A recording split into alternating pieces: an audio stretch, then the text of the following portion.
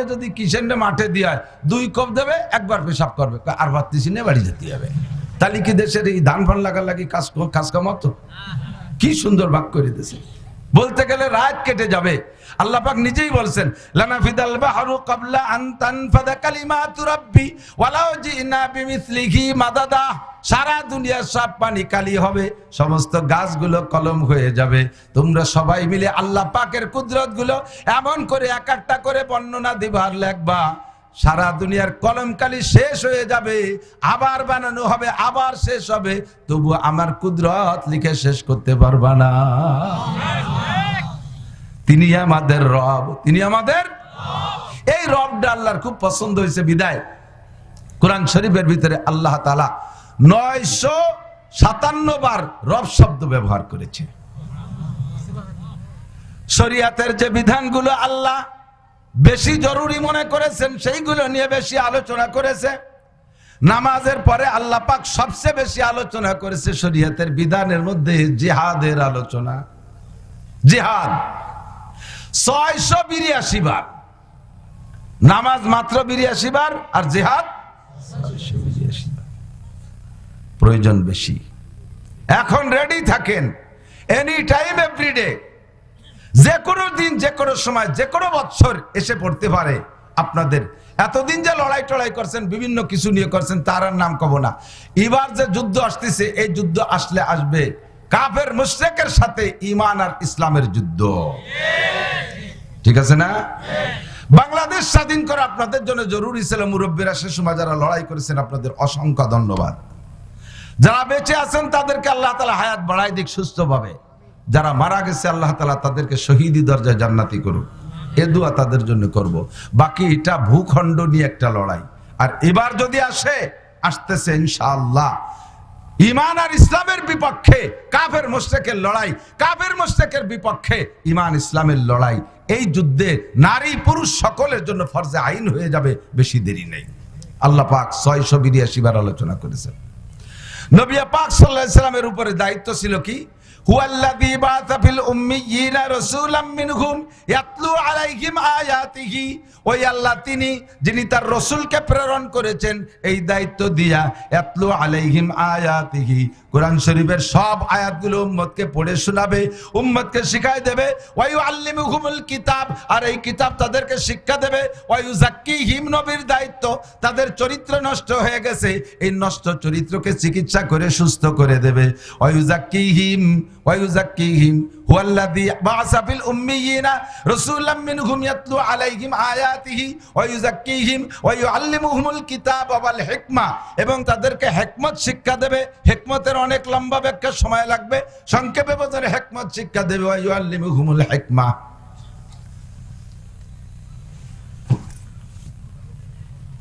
আল্লাহ, আপনারা তো মনে করেন যে আর বাতাস খাইয়ে ভিটিয়াটা খাইয়ে চলে গেল। এই যে কোদাল কোয়া নিচ্ছে, কষ্ট কামিয়ে গেছে আগাগুড়া, 2 টাকা দিয়ে সারা বছর সমালোচনা করে। বক্তারা হায়াত বেঁচে খায়, কত খাবার অজের আগে খাইলে অজ করতে পারি না, পেট ফুলে ওঠে। অজের পরেই নামিয়ে খাবো, অত তাড়াতাড়ি খিদে লাগে না, সামনে আসে এক লুকমা খেয়ে চলি, পেটের চাহিদা তো থেকে যায়। ভাতের অভাব নেই, খাবারের অভাব নেই, গাছে খাবো, খাতি পারি না, আস্তে আস্তে শুয়ে যাই। আল্লাহ তো সব পুরো 30 পারা কোরআন শরীফ নবী আমাদের কাছে পুঙ্খানুপুঙ্খ পৌঁছে গেছে, এর মধ্যে একটু কম রাখি নাই, ঠিক কিনা? এবার এর মধ্য থেকে যে আয়াতগুলো আল্লাহ পাক রব্বুল আলামিন যে বিষয়গুলো বেশি প্রয়োজন মনে করছে, ওই জায়গা নবী পাক সাল্লাল্লাহু আলাইহি ওয়াসাল্লামকে অর্ডার করছে, এই কথাগুলো বলো, এই কথাগুলো বলো, এইগুলো বলো, বেশি বেশি বলো। এই বলরে আরবিতে কয় কুল। বলর আরবি কি? কুল মানে বলো। খুঁজে দেখবেন কোরআন শরীফের ভিতরে, এতদিন না খুঁজলে আজকে যে খুঁজবেন, অথবা গুগলে সার্চ দেন আরবিতে লিখে লফজ কুল কাম মাররা ফিল কোরআন। কুল শব্দ কোরআন শরীফের ভিতরে কতবার আসছে এই বিষয়টা সার্চ দেন, এখনই বেরিয়ে আসবে 332 বার। 332টা বিষয় আল্লাহ পাকের কাছে অত্যন্ত গুরুত্বপূর্ণ, ভেরি ভেরি ইম্পর্টেন্ট। এজন্য নবী পাককে বলছে এগুলো বলো, এগুলো বলো। যেমন কুল আউযু বিরাব্বিন নাস, এই জায়গা কুল আছে। কুল আউযু বিরাব্বিল ফালাক, কুল আছে। কুল হুয়াল্লাহু আহাদ, কুল ইয়া আইয়ুহাল কাফিরুন, কুল আছে। কুল্লাউ কানাল বাহরু মিদাদাল লিকালিমাতি রাব্বি লানাফিদাল বাহরু ক্বাবলা আন তানফাদা কালিমাতু রাব্বি ওয়ালাউ জিনা বিমিথলিহি মাদাদা। কুল লাইন ইজতামাতিল ইনসু ওয়াল জিন কুল হাল ইয়াস্তাবিল্লাযীনা ইয়ালামুনা ওয়াল্লাযীনা লা ইয়ালামুন। এমন করে 332টা কুল আসছে যে বিষয়গুলো অতি জরুরি আল্লাহ নবীকে অর্ডার করছে। বলো, আমি তার থেকে একটা কুল বলছি, কুল হাল ইয়াস্তাবিল্লাযীনা ইয়ালামুনা ওয়াল্লাযীনা লা ইয়ালামুন। আপনারা বলেন, সাক্ষী দেন, জবাব দেন, শিক্ষিত মানুষ আর অশিক্ষিত মানুষ সমান হতে পারে? একটু বলেন না পারে? পারে নার ভিতরে বেশ কম কি? শিক্ষিত মানুষের দাম বেশি না অশিক্ষিত মানুষের? মূর্খের দাম বেশি না শিক্ষিতর দাম বেশি? শিক্ষিতর দাম বেশি। আল্লাহ পাক বলেন, হাল ইয়াস্তাবিল আমা ওয়াল বাসির, চক্ষুওয়ালা আর অন্ধলোক, অন্ধলোক আর চক্ষুওয়ালা যেমন সমান হতে পারে না, জীবিত মানুষ আর মরা মানুষ, মরা মানুষ আর জীবিত মানুষ যেমন সমান হতে পারে না, জাননেওয়ালা আর না জাননেওয়ালাও সমান হইতে পারে না। তোমাদের কাছে জিজ্ঞাসা করলে তোমরা বলবা শিক্ষা লাগে কোন সাগে? এই বস্তা বস্তা সার্টিফিকেট আর তৈরি ঘুরে বেড়ায়, কোনো চাকরি হয় না। এ হরিয়ে লাভ কি? তার চাইতে সময় থাকতে কেন অটো কিনে চালালি বাড়ালো, 2-4 লাখ টাকা আগে থেকে কামাই করা যায়। তোমাদের কাছে জিজ্ঞাসা করলে তোমরা বলবা শিক্ষা দীক্ষার কোনো দাম নাই, টাকারই দাম, ধন দৌলতের দাম। তোমরা এমন জবাব দিতে পারো, এজন্য আল্লাহ পাক নিজেই জবাব দিয়ে দেয়। আল্লাহ অ্যানসার দিয়ে দিচ্ছেন, ইয়ারফাইল্লাহুল্লাযীনা আমানু মিনকুম ওয়াল্লাযীনা উতুল ইলমা দারাজাত। আমি আল্লাহ পাকের কাছে গোটা মানব জাতির মধ্যে ওই মানুষগুলো সম্মানী। বলে ইয়ারফাইল্লাহুল্লাযীনা আমানু, যারা ঈমানদার, যারা ঈমানদার, বলেন যারা, তাদের দাম আল্লাহর কাছে অনেক বেশি। কত বেশি? সারা পৃথিবীর যত বেঈমান রাজা আছে, সারা পৃথিবীর যত বেঈমান প্রেসিডেন্ট আছে, প্রধানমন্ত্রী আছে, সারা দুনিয়ার সমস্ত বেঈমান এমপি মন্ত্রী যত আছে, সারা দুনিয়ার সমস্ত বেঈমান শিক্ষিত যত আছে, সবগুলোকে উঠাইয়া এক পাল্লায় রাখবেন, দাড়িপাল্লার এক পাল্লায় রাখবেন। আর আপনাদের এই গ্রামের, এই নহাটা গ্রামের একেবারে নিতান্ত ফেলাই নিয়ে একটা মানুষ, ওই লোকটা কলেমা পড়ছে লা ইলাহা ইল্লাল্লাহু মুহাম্মাদুর রাসূলুল্লাহ, এই কলেমা পড়া ফকির মানুষটারে আরেক পাল্লায় রাখবেন। আল্লাহ পাক রব্বুল আলামিন বলেন, সারা দুনিয়ার সবাই যে পাল্লায় রাখছো তার চেয়ে আমার ফকিরের পাল্লার ওজন বেশি। বর্তমানে দুনিয়া আছে না ধ্বংস হয়ে গেছে? কতক্ষণ আছে? এটা দুনিয়া বর্তমানে আছে, খুব ডেভেলপ ভাবে আছে, খালি প্রযুক্তি আর প্রযুক্তি।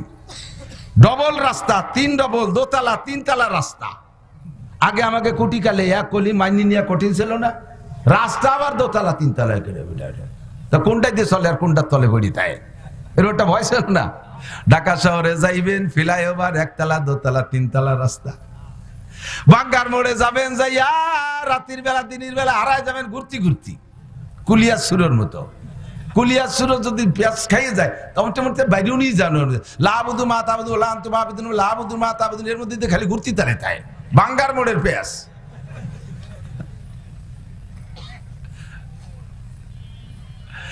আল্লাহু আকবার। হে দুনিয়ার মানুষ, ভালো করে জেনে নাও, ইয়ারফাইল্লাহুল্লাযীনা আমানু মিনকুম ওয়াল্লাযীনা উতুল ইলমা দারাজাত। সারা দুনিয়ার সব শিক্ষিত পণ্ডিতরে এক বস্তায় রাখবা, এক পাল্লায় রাখবা, একজন ইমানদাররে আরেক পাল্লায় রাখবা। বর্তমানে শিক্ষার শীর্ষে চলে গেছো, মঙ্গল গ্রহে যাও তোমরা, চাঁদের দেশে যে জায়গা ভাগ করা শুরু করে দেছো, মধ্য আকর্ষণে স্টেশন বানাইয়া সে জায়গা তোমরা যাইতেছো। তোমরা মহাকাশকে বিভিন্ন ড্রোন দিয়ে মহাকাশে তোমরা সৌরজগৎ আবিষ্কার করতেছো, এগুলো খুঁজে খুঁজে বের করতেছো। তোমাদের বুদ্ধি আছে, 6 মাইল মাটির নিচে কি আছে বলে দিতে পারো, মাটি ধরে নাকে সুখে বলতে পারো এই মাটির ধারণ ক্ষমতা কেমন, কততলা বিল্ডিং সে সহ্য করতে পারবে, ব্রিজ বহন করতে পারবে কি পারবে না। সয়েল টেস্ট মাটি পরীক্ষা করে এগুলো বলে দিতে পারো। কত তোমাদের জ্ঞান। হাঁস লাগে না, মুরগি লাগে না, ডিম বানায় ফেলতেছো, কি সুন্দর। এই চায়না পাল্টি ও কিন্তু ভয়ই লাগতেছে, কি বানাতে কি বানানো শুরু করে দেওয়ার লাগে। সে ডিম বানাইছে, ডিমের সব কিছু হুবহু এই ডিমের মতো, ভিতরে বিজলিও আছে, কুসুম আছে, কলইতে দিলি সে তো করে। এমন না যে সেট করে না, স্বভাব টভাব সবই একই রকম। ধান ছাড়া চাউল বানাইতেছো, সব তোমরা বানাইতেছো, তোমরা শিক্ষার শীর্ষে চলে গেছো। তোমাদের শিক্ষার বদৌলতে দুনিয়া টিকে আছে তা নাই, তোমাদের প্রযুক্তির পাওয়ারে দুনিয়া টিকে আছে তা নাই, আমেরিকার ক্ষমতা বলে দুনিয়া আছে তা নয়। দুনিয়া এখনো আছে আর ততদিন থাকবে যতদিন পর্যন্ত জমিনের ভিতরে একজন মানুষ ইমানদার আল্লাহওয়ালা থাকবে। বিশ্বনবী বলেন লা তাকুমুস সাআতু হাত্তা ইউকালা ফিল আরদি আল্লাহ আল্লাহ। একটু বলেন আল্লাহ আল্লাহ, একটু জিকির করে দুনিয়ার হায়াত বাড়াই। আল্লাহ আল্লাহ আল্লাহু আল্লাহ আল্লাহ আল্লাহ আল্লাহু আল্লাহ আল্লাহ আল্লাহ আল্লাহু আল্লাহ। একবার, আরে বুঝে নেই, একবার আল্লাহ জবানে বললে কয় হাজার নাকি? 4000 নাকি। দুনিয়া বোঝা সহজ, কামাই করা কঠিন। আখিরাত বোঝা কঠিন, কামাই করা সহজ। নেকি বুঝি আসে না, কিন্তু ইনকাম করা সহজ। একবার আল্লাহ বললে কোনো জায়গা ঘামে না, অথচ 4000 নেকি। কিন্তু 4000 টাকা কামাই করতে ভ্যান চালাইয়ে কয়দিন লাগে? পুরো এক সপ্তাহ পাইয়ে উঠা যায় না, ঠিক না? আল্লাহু আকবার। এদিক তাকান। আমরা যতদিন পর্যন্ত ইমানদার থাকবো দুনিয়া অতদিন থাকবে। নবী পাক বলেন কিয়ামত হবে না অতদিন যতদিন একজন মানুষ আল্লাহ বলনেওয়ালা থাকবে। সারা দুনিয়া কাফের হয়ে যাবে। ইসরাফিল আলাইহিস সালাতু ওয়াস সালাম আল্লাহর কাছে অনুমতি চাবে। আজরাইল ইসরাফিল বলে আল্লাহ এখন তো যে খবর পাচ্ছি যে কোনো জায়গায় ইমানদার আল্লাহ বিল্লে করার নাই, আমি কি হু দেবো? উনি হু দিলি তড়ি যাবে, হু দেবো আল্লাহ। তাই আজরাইলের কাছে শুনে নেই, আজরাইল কি অবস্থা, দুনিয়ার অবস্থা কি? হু দেবে? কয় যে ফু তো দেবে। মকসেদপুর ওই যে নহাটা এক বাগানের মধ্যে এক বুড়ি একটা ঝুবড়ি বানায়, সেই বুড়ি তো জেকের ছাড়তিছে না। এক বুড়ি 90 বছরের বুড়ি, সে জিকির ছাড়তিছে না। ওই বুড়ি থাকতে তো পারা যাচ্ছে না। আল্লাহ পাক বলবেন ওই বুড়ি মরার আগে ইসরাফিল সিংহায় ফু দিবে না। বর্তমানে গোটা দুনিয়া টিকে আছে ওই বুড়ির ওসিলায়। যেদিন বুড়ি থাকবে না তারপরে ফু দিবা। আর আল্লাহর রহমতে এখন কোটি কোটি মুসলমান জিকির করে। কাজেই তোমাদের কারণে দুনিয়া না, দুনিয়া মোমেনদের কারণে টিকে আছে, ঠিক না? আল্লাহু আকবার। আল্লাহ পাক বলেন ইরফাইল্লাহুল্লাযীনা আমানু মিনকুম ওয়াল্লাযীনা উতুল ইলমা দারাজাত। যাকে আল্লাহ পাক ঈমান দান করেছে তার সম্মান সবচেয়ে বেশি। এরপরে সম্মানী ওই ঈমানদার মানুষ যদি ইলমওয়ালা হয়, ঈমানদার মানুষ যদি আলেম হয়, তার দাম সব সব সব চাইতে বেশি। ওর চাইতে দামি পৃথিবীতে কেউ নাই। কেউ দাম দিলি কিছু আসে যায় না, না দিলেও কিছু আসে যায় না। আমার দাম যদি আল্লাহ দেয় আর দুনিয়ার কেউ না দিলে কিছু আসে যায়। सारे दुनिया हो मुखालिफ फिर न कोई नुकसान है, सारे दुनिया हो मुखालिफ फिर न कोई नुकसान है, खूब नहीं कुछ गम नहीं जब रहमत रहमान है। सारा दुनिया সবাই আমার বিপক্ষে যাক, আমার আল্লাহ আমার পক্ষে আছে। বলেন না আলহামদুলিল্লাহ। যারা ঈমানদার তাদের পক্ষে আল্লাহ আছে। যারা জাননেওয়ালা তাদেরকে আল্লাহ তাআলা সম্মান দেয়। এখন জাননেওয়ালা কে? এদিক জাননেওয়ালা কে? আমরা মনে করি আইএ বিএমএ বিসিএস পাস করলে সে জাননেওয়ালা। আমরা মনে করি ডাক্তার ইঞ্জিনিয়ার হলে সে জাননেওয়ালা। আমরা মনে করি কম্পিউটার ইঞ্জিনিয়ার মেরিন ইঞ্জিনিয়ার এরা বড় শিক্ষিত, এরা জাননেওয়ালা। আর যারা এই মৌলবি টৌলবি এই দেখি মৌলবি বেশকি মারে কি কয় মৌলবি কি জানে।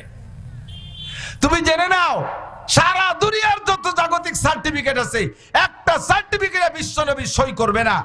আর কোন সার্টিফিকেট নাই। শুধুমাত্র আজকে সকালবেলা আমপারা দর্শক কোরআন শরীফের আলহামদুলিল্লাহি রাব্বিল আলামিন কোরআন শরীফ দর্শন, আপনাকে নবী পাক সার্টিফিকেট দেয় কি কইয়া?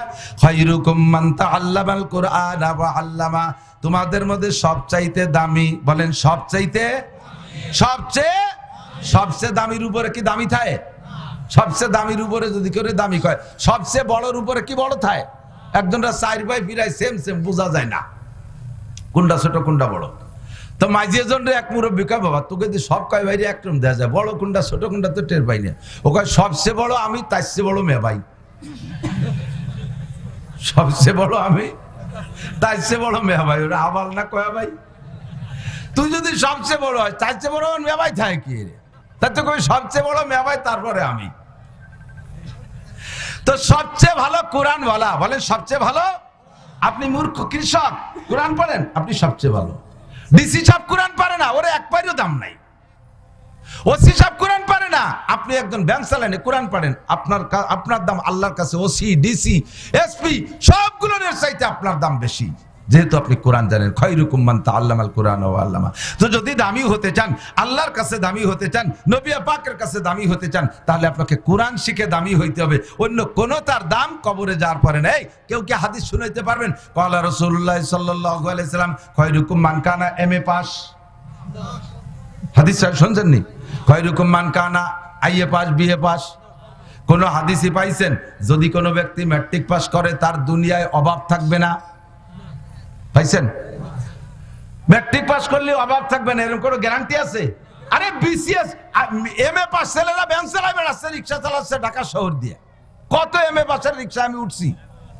তাহলে এমএ পাস করলে চাকরি পাওয়া যাবে, রুজির অভাব হবে না, এমন কোনো গ্যারান্টি নাই। কেউ কইতে পারবেন না বিএ পাস করলে কবর আযাব মাফ। কেউ বলতে পারবেন না হাদিসে আসছে আল্লাহ নবী বলছেন ইঞ্জিনিয়ারিং পাস করলে ডাইন হাতে আমলনামা নিয়ে নিতে পারবে। ওই জায়গায় যে হাসরের মাঠে ইঞ্জিনিয়ারিং কৌশল দিয়ে যে কোনো ভাবে আমলনামাগুলো হাতে নিয়ে ফেলবে। পারবে? পারবে? আর যে লোকটা এমবিবিএস ডাক্তার হবে বিনা হিসাবে জান্নাতে চলে যাবে। বিএ পাস করলে বিদ্যুৎ গতিতে পুলসিরাত পাইছেন? পাইছেন কি? মান হাফাজা আলাস সালাওয়াত, যে ব্যক্তি 5 ওয়াক্ত নামাজ সুন্দর করে পড়ে তার জন্য আকরামাহুল্লাহু বিখামসি খিসাল, আল্লাহ তাআলা তারে 5টি পুরস্কার দেবে। কয়টি? 1 নম্বর পুরস্কার যুবক শুনে নাও, প্রধানমন্ত্রী শেখ হাসিনা রাজ চাকরি দিয়ে যাইতে পারে নাই তোমাদেরকে। এরপরে আইছে ডক্টর ইউনূস সাহেব, উনিও তোমাদেরকে চাকরি দিতে পারবে না। এরপরে চলে গেছে খালেদা জিয়া, সেও পারিয়ে যাই নাই। আরো যে কেউ আসুক গোটা বাংলাদেশের কেউ সবাইরে চাকরি দিতে পারবে না। হাতে গুনা কয়েকটা ভ্যাকান্সি সরকারি, সেই কয় জায়গা কয়জনরে দেওয়ার পরে কোটি কোটি বাঙালি যাবা কোন জায়গায়? আল্লাহ পাক বলেন যা, চাকরি না পাইলে তোর তো খাইতে হবে, চাকরি না পাইলে তোর তো চাহিদা আছে, সব চাহিদা পূরণ করনেওয়ালা আমি আল্লাহ। শর্ত হলো 1 নম্বরে তুমি 5 ওয়াক্ত নামাজ সুন্দর করে পড়ো। 5 ওয়াক্ত নামাজ যে পড়ে আল্লাহ পাক তারে 5টি পুরস্কার দেয়। 1 নম্বর পুরস্কার, তার রুজির অভাব থাকে না। আমার চাকরি দিয়ে দরকার কি? রুজি হলি তো হয়ে গেল। কতক্ষণ? মসজিদের ইমাম সাহেব কোনো মতে একটু কিরাতখানায় পড়ছে, আইএ বিএ এমএ কোনো সার্টিফিকেট নাই, কোন মতে কিরাতটা শুদ্ধ মসজিদের ইমামতি করে, তার রুজির অভাব আছে? 30 বাড়ি 30 দিন খায়। লজিং 30 বাড়ি না, বাড়ি বাড়ি, যে বাড়ি যেদিন খায় সেই বাড়ি আল্লাহরা সেই দিন ভালো খায়। মহিলা স্বামীরে বলেছে হুজুর মাসে একটা দিন মোটে তুমি যেন পোল্ট্রি ফাঙ্গাস নিয়ে এসো না, 2 কেজি গরুর গোস্ত নিয়ে এসো, সাথে আমরাও খাওয়া নিয়ে একটু দেশি মুরগি নিয়ে এসো, আর বিলির কই আনো যেন ওই যে ফার্মের কই আনিও না, পারলে 2-4টে শিঙ্গি মাছ নিয়ে এসো, ডিম জোগাড় করবানি আমি। সব দিয়ে দেশে ডিম ও ডিম। আরে বাবা কয় কাকি এত বড় ডিম দিয়ে 1 ডিম পারতে 2 মুরগি লাগে, এত বড় ডিম কোয়ানে পারে? দেশি মুরগির ডিম। এই সংগ্রহ করে হুজুরে প্রত্যেকে ডেলি খাওয়ায় ভালো ভালো, 30 দিন 30 বাড়ি খাইয়ে দেয়। আমার মতো শূন্য হুজুর বুড়ি ছেড়ে দিছে। পোশাকও খারাপ না, 1000-1200 টাকা দামের লুঙ্গি পরে। আর এই ফাও কাপড়ের রুমাল এ আছে 20-22 কেন, মহল্লায় যারা বিদেশ থাকে প্রত্যেকে হুজুরে দেয়। তা আমার তো বেঁচে থাকার খাওয়া আর এই পোশাক আশাক, এরপরে আমার কি দরকার আছে? কোটি কোটি টাকার মালিক হয়ে কি হবে? 1000 কোটি টাকার মালিক বাংলাদেশের, ভালো 1 কোটিপতি, নাম কব না এখন, সবাই কলি চিনে ফেলবে। এমন একজনের বক্তব্য আমি নিজ কানে শুনেছি। উনি বলেন অ্যারেস্ট হওয়ার পরে যে তোমরা আর কেউ ছাড়ো না ছাড়ো, আমারে ছাড়ি দাও, আমার 80,000 কর্মচারীরে বেতন দিতে হয়। আমার 80,000 কর্মচারীর বেতন দিতে হয়। যার টাকা দিয়ে 80,000 কর্মচারী বেতন নিচ্ছে, 4 লাখ 5 লাখ 7 লাখ 10 লাখ পর্যন্ত তার টাকা দিয়ে বেতন নিচ্ছে কর্মচারীরা, নিচে থেকে উপর পর্যন্ত। অথচ ভদ্রলোক নিজে একটা ট্যাবলেট কেনার পয়সা পাচ্ছে না। দিলি অন্যভাবে দেয়া লাগতেছে, কিন্তু ডাইরেক্ট ওপেন ভাবে পাচ্ছে না। কথা কন? তাহলে আমার অত বড় লোকে কিলা বলো। আর আল্লাহর রহমতে শুয়ে রয়েছি ব্যাকের ভাঙ্গা ঘরের ভিতরে, কানের মধ্যে খিল লাগাই দিয়ে গান শুনতে শুনতে ঘুমাই যাচ্ছে, কানের মধ্যে খিল লাগাই দিয়ে ওয়াজ শুনতে শুনতে ঘুমাই যাচ্ছে। পুলিশও ডাইয়ে বার্তা মাঝে মাঝে, বেশি মশায় আইসে কানের ধারে মোবাইল করে। এর বেশি আর কোনো জয় ঝামেলা নাই, ঠিক কিনা? তাহলে আমার এই রিজিকের অভাব দূর হবে নামাজের মাধ্যমে। কিসের মাধ্যমে? নামাজের মাধ্যমে। যেই পরিমাণ দিক তাকান, নামাজের মাধ্যমে যেই পরিমাণ রিজিকের অভাব দূর হওয়ার কথা ছিল, নামাজের 5টা স্বভাব, দুনিয়ায় 2টে স্বভাব। দিক তাকান, 1 নম্বরে নামাজে নামাজিকে রুজির অভাব দূর করে দেয়। 2 নম্বরে নামাজে নামাজিকে সকল অন্যায় থেকে ফিরায়।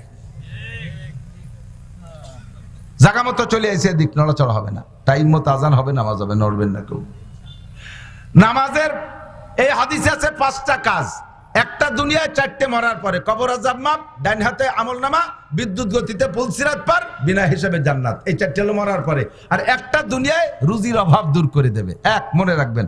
2 নম্বরে নামাজের আরেকটা স্বভাব হলো ইন্নাস সালাতা তানহা আনিল ফাহশাই ওয়াল মুনকার ওয়ালা যিকরুল্লাহি আকবার। নামাজ এমন একটা তাবিজ, নামাজ এমন একটা টিকা, যেই টিকাটা নিলে সকল রোগ থেকে মুক্ত থাকা যায়। মাঝে মাঝে দেখেন টিকা দেয় না বুলাবানকে, টিকা দেয় যে বাড়ি, আগের দিন মাইকিং করে জামাগো দিক তো যায়, দিক যায় কিনা জানি না, অমকের বাড়ি, মেম্বারের বাড়ি দেবে, ওয়ার্ড চেয়ারম্যানের বাড়ি দেবে, উল্লেখযোগ্য 2-1টা বাড়ির নাম কয়, স্কুলই দেবে। তো টিকা দেয় যেদিন, সেই দিন সকালবেলা ওই টিকার পয়েন্টে দেখবেন হলুদ একটা কাপড় টানানো আছে, আছে না? ওর মধ্যে মাঝখানে দেখবেন এর একটা বৃত্ত আছে গোল, বৃত্তের মাঝখানে একটা বাচ্চার ছবি আছে, বৃত্তের 6 দিক দিয়ে 6টা তীর আছে, দেখেন আছে না? এই সব মিলিয়ে তর্জমা কি? অবশ্যই আমি যা বলবো তাই হবে আশা করি। বৃত্তটা, এই পুরো কাপড়টা দুনিয়া, কাপড়টা দুনিয়া। এই দুনিয়ার ভিতরে মাঝখানে বৃত্তটা তার হায়াতের এরিয়া, হায়াতের সীমা। মাঝখানে মানুষটা, এই মানুষটার দিকে 6 দিক দিয়ে 6টা রোগে আক্রমণ করতেছে, 6 দিক দিয়ে 6টা রোগে আক্রমণ করতেছে। এই 6টা রোগ যদি একবার ভিতরে ঢুকে যায় তাহলে হাজারো চিকিৎসা করে কাম হবে না। কাজেই এই 6 রোগের ঠেকানোর জন্য সব মিলেইয়া ডাক্তাররা গবেষণা করে বানাইছে একটা টিকা, যেই টিকাটা ধারাবাহিক এই কয় মাস দিলে ওই ছেলেটার দেহের ভিতরে 6টা রোগ ঢোকে না। 6 রোগের প্রতিরোধক, 6 রোগের প্রতিরোধক। আল্লাহ পাক রব্বুল আলামিনও বলেন তোমার জিন্দেগিতে হাজারো রোগ, তোমার এই গোটা দুনিয়ার ভিতরে হায়াতের একটা সীমানা আছে, আছে না নাই? প্রত্যেকের হায়াতের একটা সীমানা আছে। তোমার হায়াতের সীমানা ভেদ করে তোমার দিকে ঢুকতে চেষ্টা করতেছে শিরিকের রোগ, কবরের রোগ, বেদাতের রোগ, জেনার রোগ, ব্যভিচারের রোগ, দুর্নীতির রোগ, ঘুষের রোগ, তারপরে কি বলে সুদের রোগ, মদের রোগ, নিশার রোগ, আইল ঠেলা রোগ, জাল দলিল করা রোগ, মিথ্যে সাক্ষীর রোগ, মিথ্যে মামলার রোগ, পরের জমি দখল করা রোগ, ডিসিআর কাটিয়ে জমি দখল করা রোগ, তারপরে এই কন্ট্রাক্টের মাল মারিয়ে দেওয়া রোগ, টোন মারা রোগ, মন মারা রোগ, সরকারি মাল মারিয়ে খাওয়া রোগ, এই সব রোগ চতুর্দিক দিয়ে তোমার দিকে ঢুকতেছে। এই সব রোগের ঠেকানোর জন্য আমি একটা টিকা আবিষ্কার করেছি। আল্লাহ পাক বলে আমি একটা টিকা তৈরি করেছি, সেই টিকাটার নাম নামাজ। টিকার নাম কি? ইন্নাস সালাতা তানহা আনিল ফাহশাই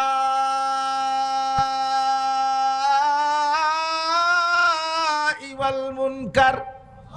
ফাহশারে টানসিকান সারা দুনিয়ার যত আকাম আছে সব নিয়েছি ভিতরে। দুনিয়ায় যত ফাহেশ কাম আছে, আকাম আছে, সবগুলোকে দমন করে একমাত্র নামাজ। বলেন একমাত্র নামাজে নামাজিরে ঘুষ খাইতে দেয় না, নামাজে নামাজিরে সুদ খাইতে দেয় না, নামাজে নামাজিকে আইল ঠেলতে দেয় না। আল্লাহ মিথ্যে কথা কইছে? ভালো করে মনে রাখেন। নামাজে নামাজি মহিলারে মাথার কাপড় ফেলাতে দেয় না, নামাজে নামাজি মহিলাকে মুখ খোলা বোরকা পরতে দেয় না, নামাজে নামাজি মহিলাকে অকথ্য ভাষায় গালাগালি কাজাকাজি করতে দেয় না, নামাজে নামাজি মহিলাকে ফালতু কথা দিয়ে ফালতু ছবি দেখতে দেয় না। এর থেকে ঠেকাই ফেলে, কয় যে না মিথ্যে কথা হুজুর, আমাকে অফিসে তো সবচেয়ে বড় ঘুষখোর যেটা, ওটি তো এত বড় দাঁড়িয়ে নামাজ পড়ে কপালে হেনে টিক্কি হয়ে গেছে। আমার এক চাচা, সে তো সে ঘুষ, সে যে নামাজ, ওর নামাজ দেখেন না, ফেরেশতাকে নামাজ পড়ে, আবার আসরে ঘরে টেঙ্গি এক কান দিয়ে যাইয়া আইল খোসে। সুবহানাল্লাহ। এ আছে না নাই? বুড়ো বুড়ো মানুষ, কাম নাই কাজ নাই, সংসার থেকে রিটায়ার্ড ছেলেরা Italy, Australia, France, Japan, German থাকে, আমেরিকা থাকে, বিদেশেতে বস্তা ভরে টাকা পাঠায়। ছেলেরা বুড়ো কালে বাপরে কইছে আব্বা জীবন ভরে বহুত খাটনি খাটছেন, এই বুড়ো কালে আর খাটা লাগবে না, এখন আপনার টাকা দেবো, যা লাগবে বাজার ঘাটে যাবেন, কিনে কাটা করবেন, খাবেন দাবেন, তবলিগি সময় লাগাবেন, মসজিদি বেশি টাইম, মাঠে যেন কোনোদিন আপনারা জাতি না দেই। কিন্তু বুড়োর তো কৃষি ফ্যামিলির লোক, জীবন ভরে কৃষি কাজ করতে করতে অভ্যাস হয়ে গেছে, যতই কোটি কোটি টাকা দিক ওই কুদা টেঙ্গি একখান নিয়ে ডাঙ্গায় না গেলি বাসে না, চকে জাতি হবেই হবে। কাশি একখান নিয়ে কৃষক যারা আছে তারা কথা কর না কেন? আমিও কৃষি ফ্যামিলির ছেলে, বাপের সাথে কাজ করছি বিদায় এই ওয়াজের সিজন না থাকলে আমারও গার মধ্যে জ্বালা ঠায়, ঘাস কাটবো, বুই কুপাবো, এটা ওটা করবো, এ না হলে ভালো লাগে না। তো বিকেল বেলা আসরের নামাজ পড়িয়ে মাথায় পাগড়ি, তসবি এক গাছ হাতে, টেঙ্গি একখান নিয়ে যায় উনি, নামাজি মানুষ, আইল গাড়ি দেয়, আইল খসে, তা জিকিরের সাথে সুবহানাল্লাহ আলহামদুলিল্লাহ কোপে কোপে জিকির। কোপে কোপে জিকির, মাঝখান দিয়ে কত বোন একটা কোপ দেবে না, সব আইল গাড়ি দেবে, জমি বলাবে।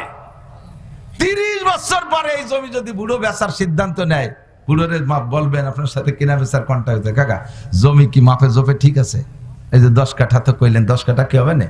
কয় যে বাবা মাপতে যাইও না, ঠকে যাবা না, বলছি 10 কিনে নাও 10, 2 কাঠা বেশি ছাড়া কম হবে না। 30 বছর আইল খুশি, লাস্টে যে জিকির ফিকিরে খুঁজছি, কবে কবে জিকির। তাহলে নামাজও পড়ে, আসরের নামাজের পরে আবার এই যে আইল খুঁজে, আপনি দি কলেন যে আইল খুঁজা থেকে ঠেকায়। নামাজি মানুষ সুদে কারবার করে, আছে না নাই? আছে। হাজারে হাজার টাকা সাথে 1 মণ দান, এই সুন্নত জারি আছে না? হাজারে হাজার টাকা সাথে 1 মণ পিএস, এই সুন্নত জারি আছে। আবার নামাজি টাকা চাইতে যাবেন কর্জ না, টা পাবো কোয়ানে। কাকা কোনো উপায় নাই, আপনাকে বৌমা সিজারের রোগী, বাচ্চাটা নষ্ট হয়ে যাবে। বললাম না নাই নামাজ, এই যে টা নাই, এই মাত্র নামাজ পড়ে আসলাম, তুই বিশ্বাস করিস না। কোনো মতে সেও ছাড়ে নাই, একজনে থুয়ে গেছে 40,000 টাকা, সে আবার তার স্বভাব ভালো না, কিছু না দিলি তা দিতেই মানা হচ্ছে। একজনে থুয়ে গেছে ওনার কাছে। তুমি নামাজি মানুষ, আর একজনের ইন্টারেস্টের টাকা তোমার কাছে থুয়ে যায় কে? সুসুকুতাকার, হ্যাঁ সিস্টেম এই কথা কন না কেন? আবার নামাজ পড়ে মসজিদের সিগারেটারি না সেক্রেটারি, সিগারেটারি, সিগারেটও খায়,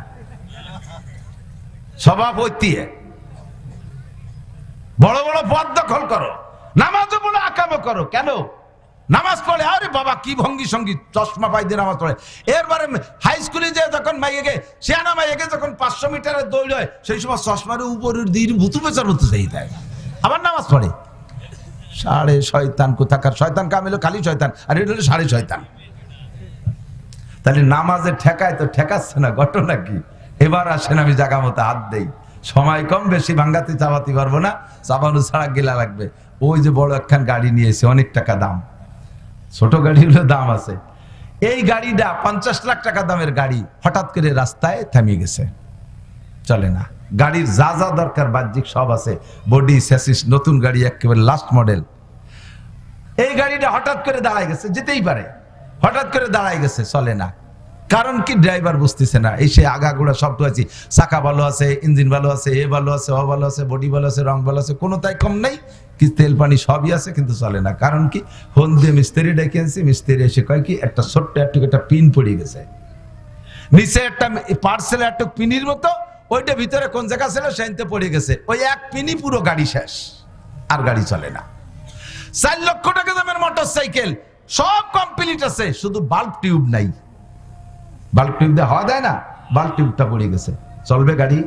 চলবে গাড়ি? যারা হাল চাষ করছেন কৃষকরা, তারা সাক্ষী দেন। ছোটবেলা এখন তো লাঙ্গল নাই, লাঙ্গল তো শেষ হয়ে গেছে, শর্টিলার হয়ে গেছে। লাঙ্গলের যুগ মনে থাকলে আমার সাক্ষী দেন, আমার ভালো করে মনে আছে, আমিও ফাংশন হাল সরসিবিদে আমি জানি। লাঙ্গল চাষ করতে কি লাগে? 2 বড় গরু লাগে, লাঙ্গল লাগে, জুমাল লাগে, তাই না? এগুলো লাগে। তো গরু 2টার দাম 4 লাখ, সব ঠিক আছে। লাঙ্গল বানাইছেন লোহা কাঠ দিয়ে, শাল কাঠ দিয়ে, ইস লাগাই, ফাল লাগাইছেন সোনা দিয়ে, সোনার লাঙ্গল, সব কিছু ওকে। কিন্তু লাঙ্গলের ইসটা এসে লাঙ্গলের যে জায়গা ঢোকে, পিছন দিয়ে একটুক একখান খুঁটো দেয়, ওর নাম ইস্তে। মনে আছে নাকি ইস্তে? ভুলে যায় না যেন। আমার দায়িত্ব দিয়েছে গোপালগঞ্জের পুরন বাংলা জ্বালাইয়ের জন্য। ইস্তে একটুক একখান ইস্তে, সব আছে। 4 লাখ টাকার গরু আছে, সোনার লাঙ্গল আছে, ওই ইস্টা ঢোকছে, পিছন দিয়ে ইস্তে দিয়ে ঠেকাইতে হয়, ওই খুঁটোটুক নাই খালি। শশা যাবে? শশা যাবে? হ্যাঁ, এত বড় গরু রয়েছে, সোনার নাঙ্গল, ওর টুকে টানতে কি হবে? এতেই মেরি দিছে। 4 লাখ টাকা দামের মোটর সাইকেল আছে, বাল্ব টিউব নাই, চলবে না। 50 লাখ টাকা দামের গাড়ি আছে, একটা পিন পড়ে গেছে, চলবে না। এত বড় লাঙ্গলের সবকিছু আছে, শুধু নাই একটা ইস্তে, তাতেই যেমন লাঙ্গল চলবে না। সেম আপনার নামাজ, আপনার নামাজে সবকিছু আছে, আপনার নামাজে সবকিছু আছে, মাঝখান দিয়ে ছোট্ট একটা পিন পড়ে গেছে, এটা আপনি জানেন না, নামাজ শেষ। নামাজ একটু বলে দেই, বলবো? এই যে কথাটা বলবো, এর একটা কথার দাম 60 বছর না, 60 লক্ষ বছর নফল নামাজ ও রোজার চাইতে দামি। আপনার কেন নামাজে আপনারা ফিরাই না? নামাজ পড়ার পরে আপনার অভাব কেন যায় না? নামাজ পড়ার পরে কেন রুজির বরকত আসে না? আপনার দুর্নীতি কেন, দুর্যোগ কেন যায় না? দুরবস্থা কেন যায় না? আপনাকে অন্যায় দিকে কেন ফিরাতে পারে না নামাজে? আপনি আগে দেখেন আপনার নামাজটার কি অবস্থা। অজু বানাইছেন, টেপের নিচে পা পাইতে দিয়ে টেপ ছাড়িয়ে দিয়েছেন, পাউ দিয়ে পাউরে ডলি টুলিয়ে এসে দাঁড়াইছেন, 2 আঙ্গুলের সিপার ভিতরে শূন্য রয়েছে, পিন পড়িয়ে গেছে। নামাজের এই নামাজ হয় নাই। নামাজ যদি এই অবস্থা হয় তাহলে সেই নামাজে তো আপনার অন্যায় থেকে ফিরেবে না, সেই নামাজে তো আপনার রুজি দেবে না। তার আগে আপনি পবিত্রতার ভিতরে যাইয়া 90% পাবলিক, 90% নামাজি পাবলিক পেশাবে ঢিলা ব্যবহার করে না। বদনারটা নিয়ে যে জায়গায় কাজ করে দিয়ে 2 আইটি চলে আসে। আটা দেওয়ার পরে যে 2 ফুট পড়লো তা গেল কোহানে? সে জায়গা কি বালতি পাতা আছে? গায়ে লাগছে আর কাপড়ই লাগছে। কোন কোন জায়গা গায়ে লাগছে আর কাপড় লাগছে। নামাজের ফরজ 13টি, জোরে বলেন কয়টি? 1 নম্বরে শরীর পাক, বলেন। 2 নম্বরে কাপড় পাক, 3 নম্বরে নামাজের জায়গা পাক, 4 নম্বরে সতর ডাকা। ঠিক আছে? কত দূর যায় আর একটা হলো তো মুখে তাকবীরে তাহরিমা বলা, বলেন তাকবীরে তাহরিমা বলা। এইগুলো সব ফরজ। আপনার পেশাবে ঢিলা ব্যবহার না করার কারণে পুরুষদের 1 নম্বর ফরজ আর 2 নম্বর ফরজ মার খাইছেন। আপনার তো জানা নাই কোন ফাঁকে পিন পড়ে গেছে, অজু বানাইছেন সুন্দর করে, কিন্তু কাপড় আর আপনার শরীর নাপাক হয়ে রয়েছে। ওই 2 ফুটা পেশাব লাইগা, সকালে 2 ফুটা, 1 ঘন্টা পর আর 2 ফুটা, তারপরে আবার 2 ফুটা, ডেলি 5-6 বার পেশাব করেছেন, আর এই 5-6 বার 2 ফুটা করে লেগে গেছে। আপনার শরীর নাপাক, কাপড় নাপাক, বলেন আপনার নামাজ হইছে নাকি? আর নামাজ যদি না হয় 13টা ফরজের একটা ফরজ যদি ইচ্ছায় হোক আর অনিচ্ছায় হোক ছুটে যায়, নামাজ হয় নাই। আর যেই নামাজ হয় নাই ওই নামাজের কোনো পুরস্কারও তুমি পাবা না, বরঞ্চ বিপরীত তিরস্কার পাইবা। 1 ওয়াক্ত নামাজ যদি মোটেই না পড়ো বান্দা, তাহলে এই 1 ওয়াক্ত নামাজ যদি তুমি জীবনেও না পড়ো, 1 ওয়াক্ত নামাজ ছেড়ে দিছো, ওইটা ছুটে গেছে, কোনোদিন পড়ে দাও নাই, তার বিনিময়ে তোমাকে 200 কোটি, আরো 30 কোটি, আরো 40 লক্ষ বছর জাহান্নামে পোড়া লাগবে। 1 ওয়াক্ত নামাজ যদি না পড়ো, 230 কোটি 40 লক্ষ বছর জাহান্নাম। আল্লাহর কসম, আল্লাহর কসম, নবী যদি সত্য হয় তাহলে আমার ওয়াজও সত্য। ও দোস্ত রে, আপনি নামাজ পড়ার পরে যদি আপনার নামাজ না হয়, নামাজ পড়ার পরে যদি নামাজ না হয়, তাহলে একই পরিমাণ শাস্তি পাইবেন, একটুও কম হবে না। আর আপনার নামাজ হয় নাই, পেশাবে ঢিলা ব্যবহার করেন নাই, এর কারণে শরীর নাপাক, কাপড় নাপাক, ছোট্ট পিন পড়ে গেছে, গাড়ি অচল।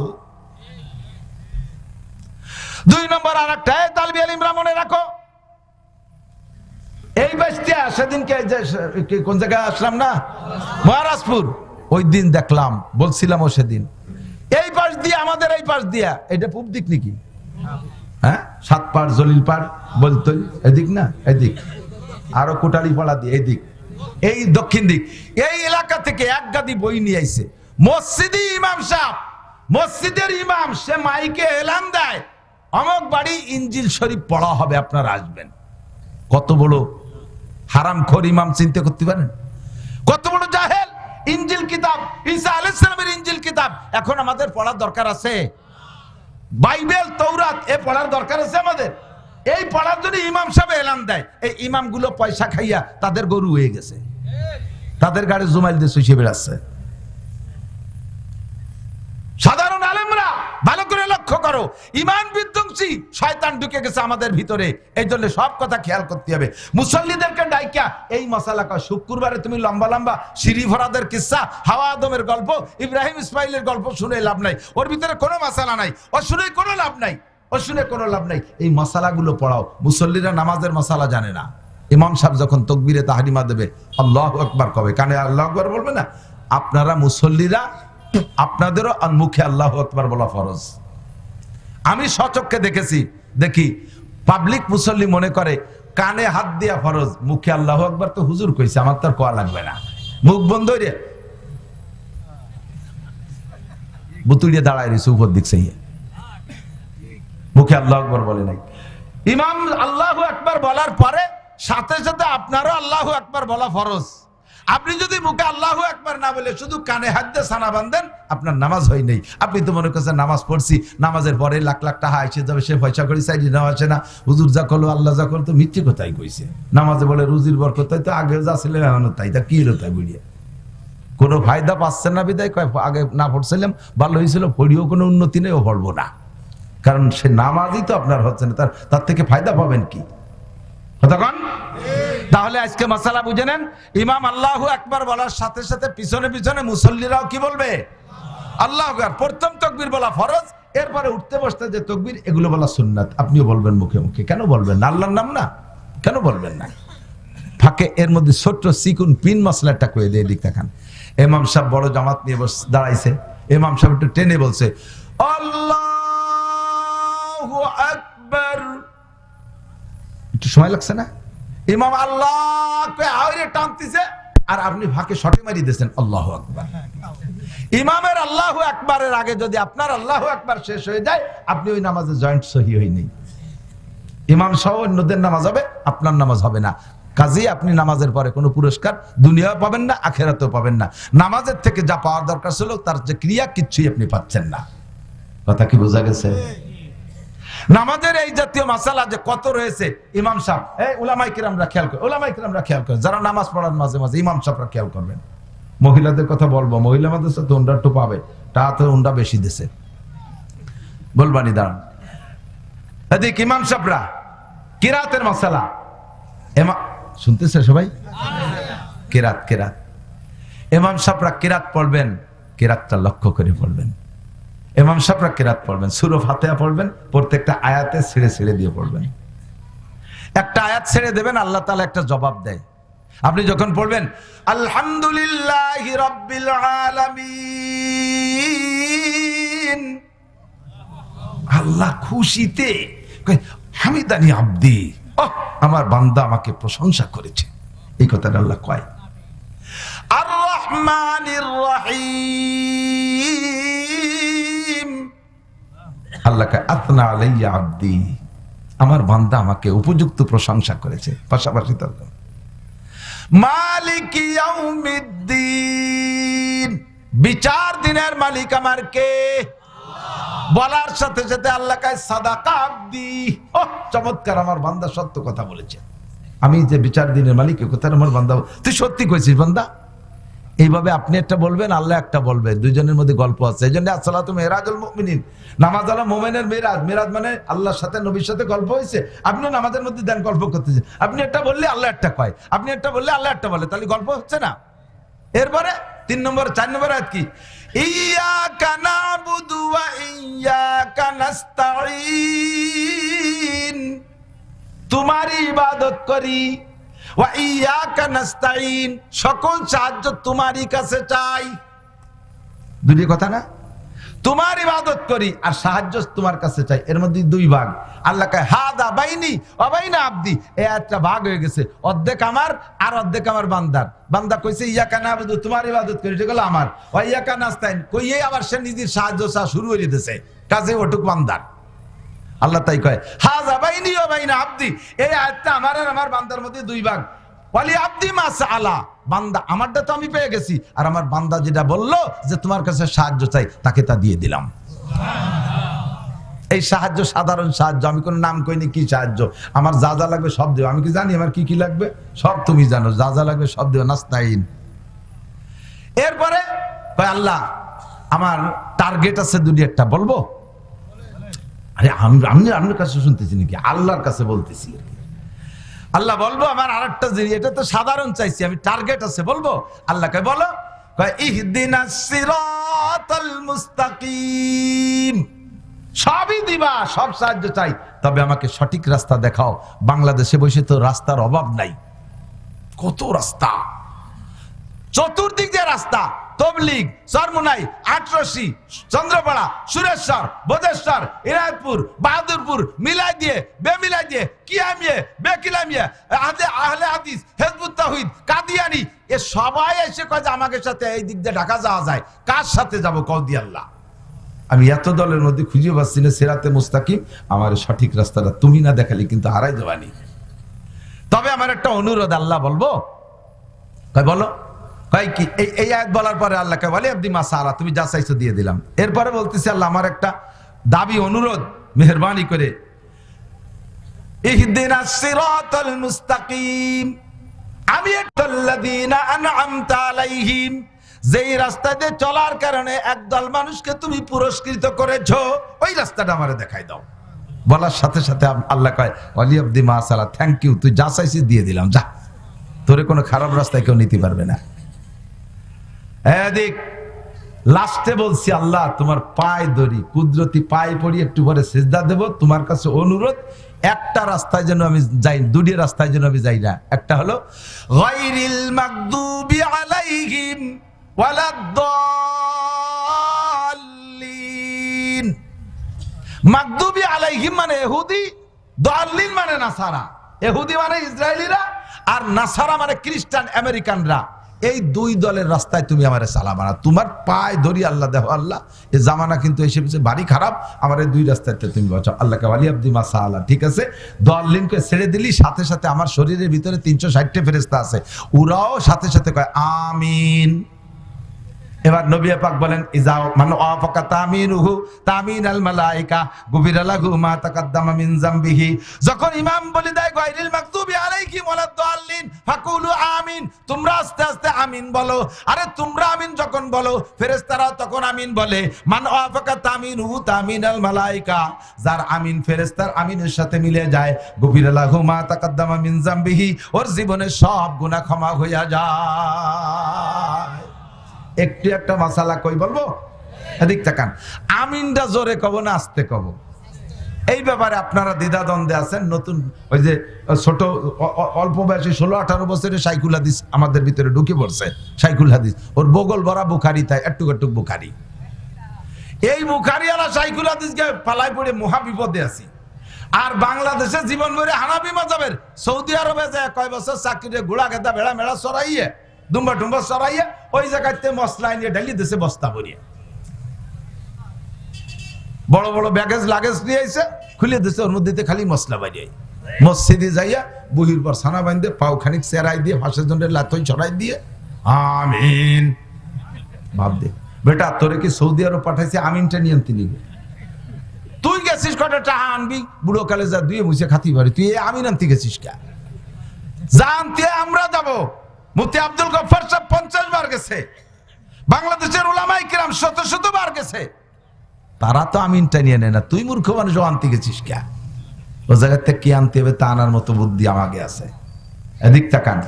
আমিন আস্তে বলবেন না জোরে বলবেন, এই বিষয়টা বলে আমি ওয়াজের দিকে যাচ্ছি। আমিন আপনি আস্তেও বলতে পারেন, জোরেও বলতে পারেন, কোনো দোষ নেই। এদিক খেয়াল করেন, আমিন আস্তেও বলতে পারেন, জোরেও বলতে পারেন, তবে আপনার সামাজিকতা রক্ষা করার একটা দায়িত্ব আছে। মসজিদি সবাই আসতে বলছে, আপনি একা যদি কোন আমিন, সব মুসল্লিকে মন আপনার দিক চলে যায়, নামাজের থেকে সব মুসল্লির মন আপনার দিক চলে গেছে, ঠিক কিনা? আপনি সবাই নামাজের ভিতরে একটা খলাল সৃষ্টি করে ফেলাইছেন, একটা ঝামেলা বাধাই দিয়েছেন। সে একদানে আল্লাহর দিকে তাকে নামাজ পড়তেছিল, তার মনটা আপনার দিক নিয়ে গেছেন, এই একটা অন্যায় করছেন। এই জন্য আপনি একা হলে আমিন জোরে বলার পার্টিও যদি হন, তবু জোরে বলবেন না। যারা জোরে বলে তারা জোরে বলাকে ওয়াজিব বলে না, জোরে বলাকে মুস্তাহাব বা সুন্নত বলে। তো একটা সুন্নত বা মুস্তাহাব আদায় করতে যত মুসল্লির ক্ষতি কেন করবেন? কাজে আপনি আস্তে বলবেন। 2 নম্বরে, যদি বলেন, আমি বলে দিছি কি জোরেও বলতে পারেন, আস্তেও বলতে পারেন, ঠিক কিনা? আমি তাই বলছি না? এবার আপনি যদি বলেন যে জোরেই বলতে হবে, তাহলে আমি বলবো আস্তেই বলতে হবে। আপনি জোরে বলার কোনো দলিল দিতে পারবেন না, আমার জানা আছে। আপনি হাদিস পড়েন, আমি তো বুখারী শরীফ পড়াই, আমি জানি না কোরআনে কি আছে। আমি তিরমিজি শরীফ পড়াই, আমি জানি না কোন হাদিসে কি আছে, সব আমার জানা আছে। আপনি পারবেন না দলিল দিতে যে জোরে জোরে আমিন বলার হাদিস মাদ্দা বিহা সাওতাহু, এর বেশি কইতে পারবেন না, ওর তরজমা আমরা জানি।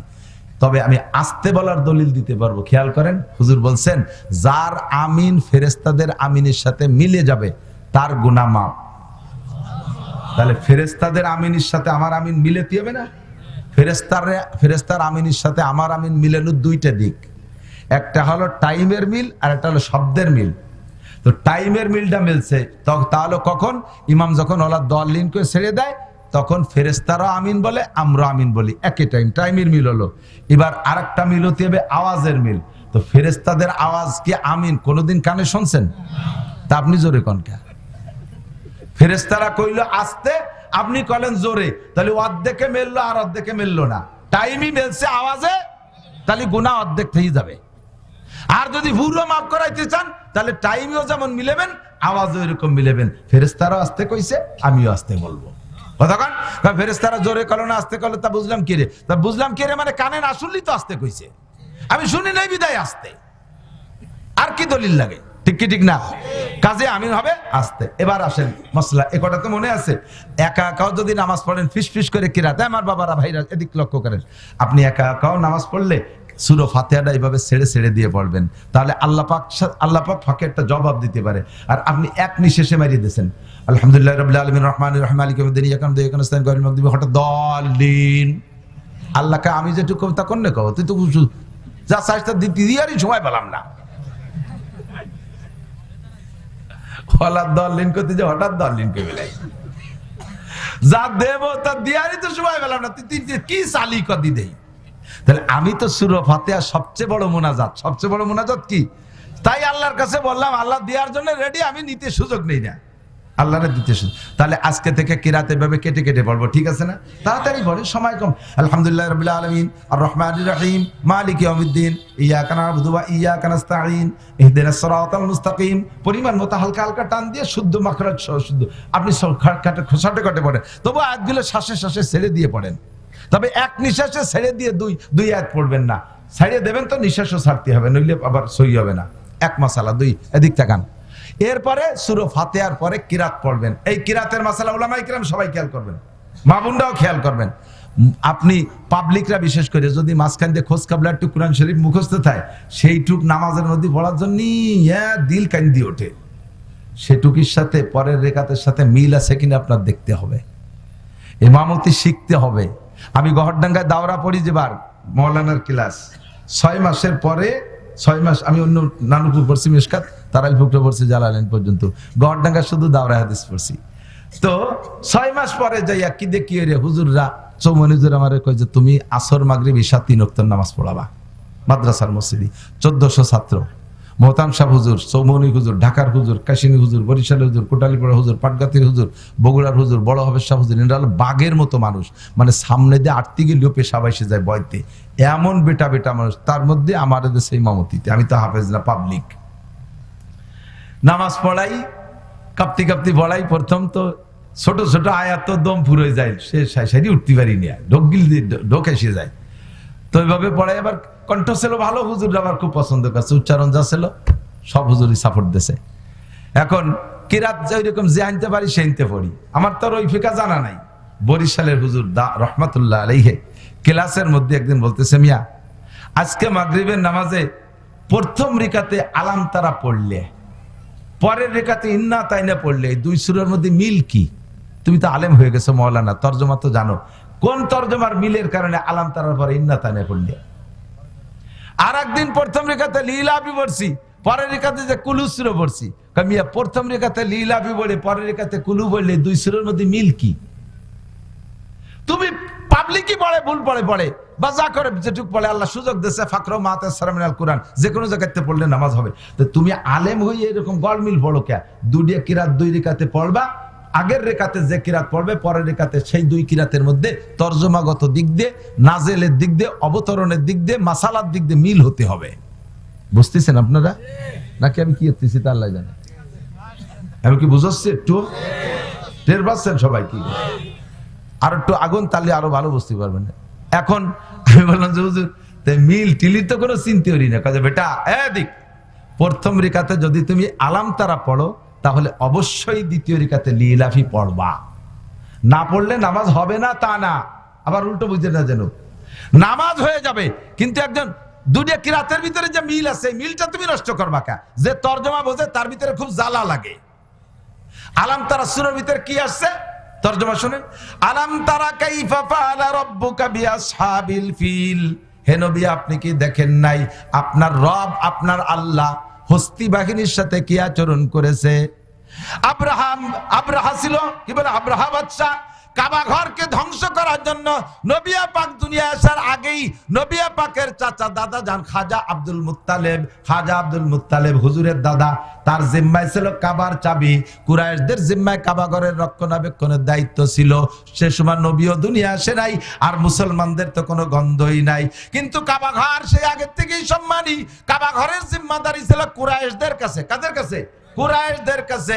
এই কুরাইশদের হাত থেকে কাবা ঘরকে ধ্বংস করে দিয়ে আব্রাহা তার এলাকায় কাবা বানাবে বলে সিদ্ধান্ত নিয়ে হাতি বাহিনী নিয়ে আসছে। আল্লাহ কয় ওয়া আরসালা আলাইহিম তায়রান আবাবিল, আমি উড়ন্ত পাখি এক ঝাঁক পাঠাই দিয়া, ওয়া আরসালা আলাইহিম তায়রান আবাবিল, পাখি পাঠাই দিয়েছি, তার মিহিম বিহিজারাতিম মিন সিজিল, ছোট ছোট পাথর মারছি, পাথরগুলো অ্যাটম বোমার মতো কাজ করছে। ফাজআলাহুম কাসফিম মাকুল, তাদেরকে বানাই দিছি এমন হাতি সহ, কেমন যেন খাওয়া ধান, গাছ বা ধানের ভিতরে যদি গরু ছেড়ে দেন খাইয়ে পাড়ায় যেমন নষ্ট করে ফেলে, এই হস্তি বাহিনীকে তার বাহিনী সহ শেষ করে দিছি। এই যেন সূরা আলাম তারা এমন কয় যে এই বলছেন, কথা বলছেন। তা এবার আল্লাহ কয় এই ঘটনাটা ঘটালাম কেন? এই হাতি বাহিনীর আর আব্রাহা বাহিনীকে ধ্বংস করলাম কেন? এ সময় তো কোনো নবীও নাই, রসুলও নাই। লি ইলাফি কুরাইশ, এই কাজটা করছি হলো কুরাইশকে খুশি করার জন্য। এবার কি টের পাইছেন? তাহলে আলাম তারার ঘটনাটা ঘটাইছে কেন? সেই কেনটা বলতেছে লিলাফির ভিতরে। কাজে আমার আর দুইটা মিল সূরার মিল, তরজমাগত মিল যে পড়তে হলে আলাম তারা পড়া কোন সূরা পড়তে হবে? লিলাফি পড়া লাগবে। এবার কি টের পাইছেন? এভাবে শব্দ আপনারা আমি বুঝাই পারবো না। সারা কোরআন শরীফকে এভাবেই সাজানো হয়েছে। এই আয়াতের পরে এই আয়াত কেন, এই আয়াতের পরে এই আয়াত কেন? আমার হাফেজ সাহেবরা পৃষ্ঠা শেষ হলে রুকুতি চলে যায়, আমার পড়ানোর মধ্যে খস করে ওঠে। পরের পৃষ্ঠায় দুটি আয়াত রয়ে গেছে, একটা আয়াত রয়ে গেছে, ওই আয়াতটা যদি এই রুকুর মধ্যে পড়ে ফেলে তাহলে পূর্ণ একটা আলোচনা কমপ্লিট হয়ে যায়। একেবারে লাস্টে বাদাই থুয়ে যায়।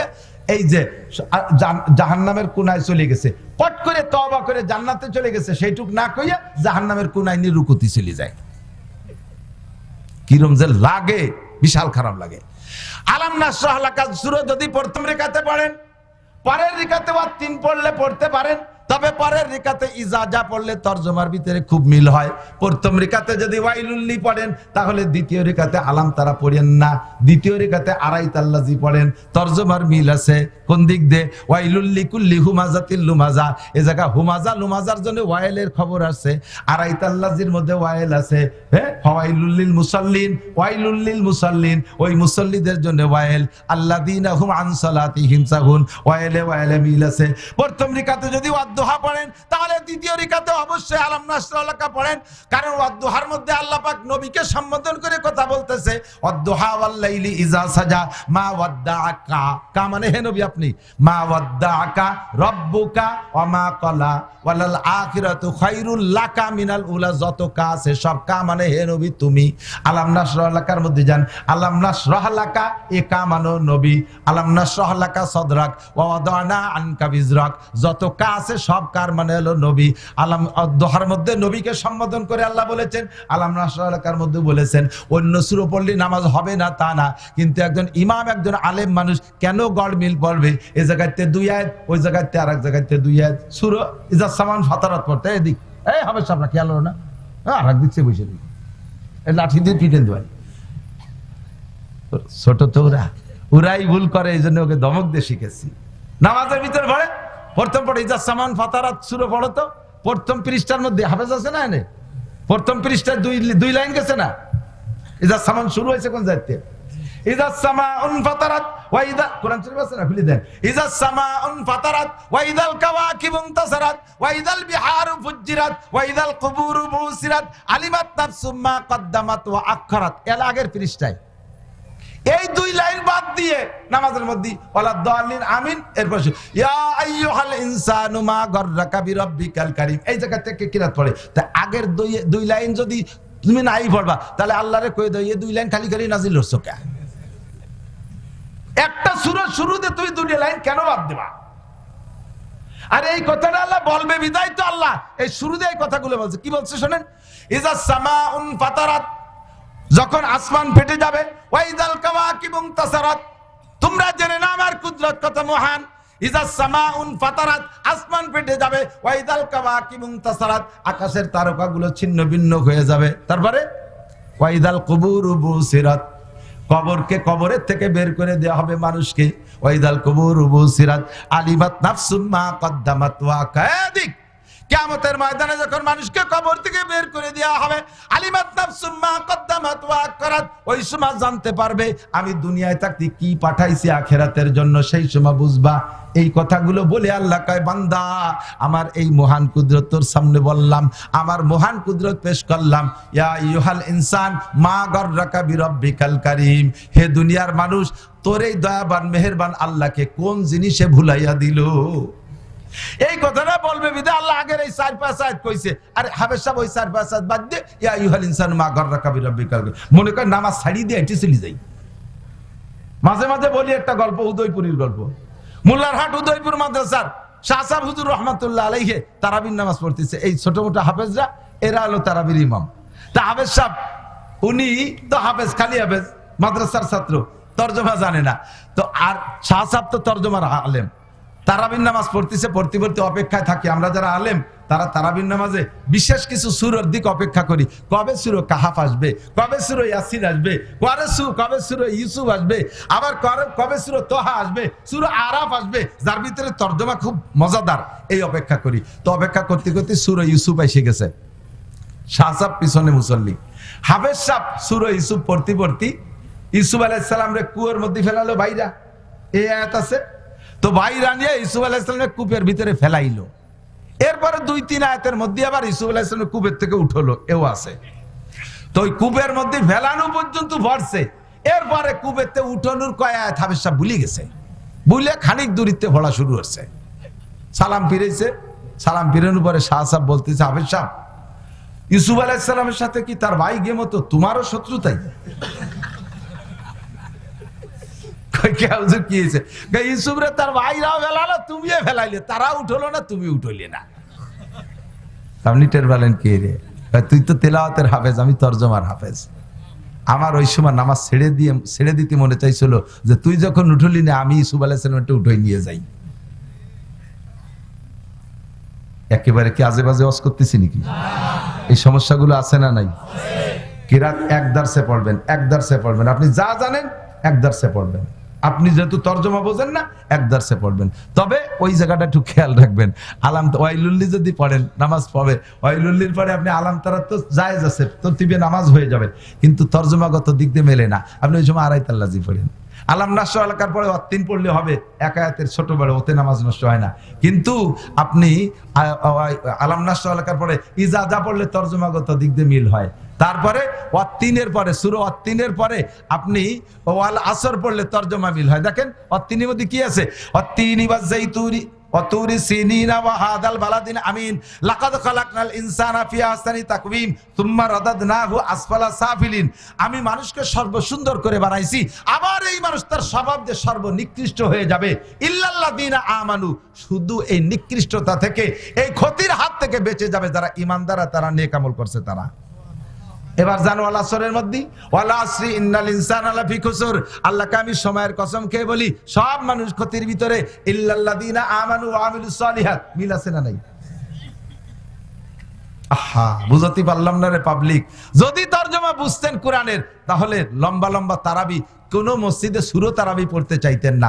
যদি তরজমা বুঝতেন, খতম তারাবি 30 পারা কোরআন শরীফ হাফেজ সাহেবরা পড়বে, আর পিছন থেকে আমি তরজমার মজা নেব, আমি তরজমার মজা নেব, পুরো 30 পারা কোরআনের মজা। আমি রমজানে কোথাও যাই না, আমার ছাত্ররা আমার মসজিদে তারাবি পড়ায়, আমি বলি এমন ভাবে পড়বি যেন আমি বুঝতে পারি। পাগলা পাগলি করবি তো টাকা দেবো না শেষে।